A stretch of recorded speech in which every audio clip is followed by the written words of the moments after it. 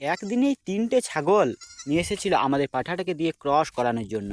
গতকাল ৩ জন ৩টে ছাগলকে নিয়ে এসেছিল আমাদের পাঠাটাকে দিয়ে ক্রস করানোর জন্য। একদম সকালবেলায় একজন এসেছিল। তখনও আমি খামার থেকে আমাদের ছাগলগুলো ঘর থেকে বের করিনি সেই সময়ই। বলছে সারারাত ছাগলটা চিৎকার করছে, সকালবেলাতেই নিয়ে এসেছিল। সে ছিল আমাদের গ্রামেরই। সেই ছাগলটাকে আমাদের পাঠাটা দিয়ে ক্রস করালাম। তার ঘন্টা ৩ পর অর্থাৎ ১০টা ১০:৩০টার সময় আরেকজন একটা ছাগলকে নিয়ে এসেছে। সে আমাদের গ্রামের পাশের গ্রামের। তাকে বললাম, কাকা আজ আর তো হবে না। একটা সকালবেলায় একজন ছাগল এনেছিল, সেটাকে ক্রস করানো হয়ে গেছে। আজ আর পাঠাটা দিয়ে তো ক্রস করানো যাবে না।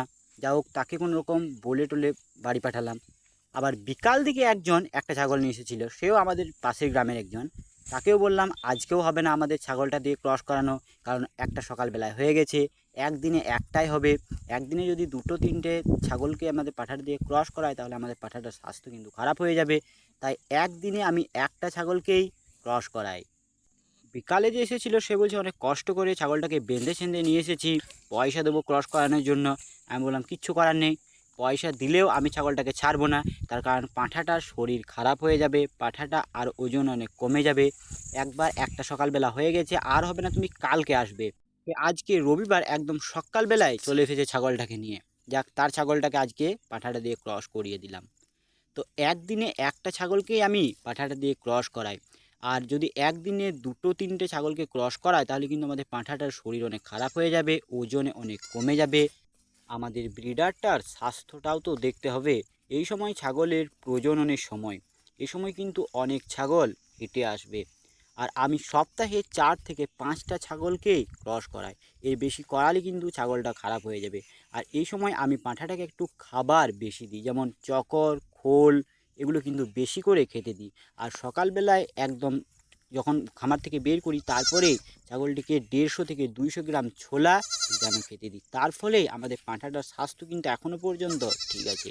এ প্রসঙ্গে একটা কথা বলে রাখি, অনেক খামারির মনে একটা ভুল ধারণা থাকে যে ছাগল হেঁটে এসেছে মাত্রই ছাগলটিকে ক্রস করাতে হবে। এটা কিন্তু সম্পূর্ণ ভুল ধারণা।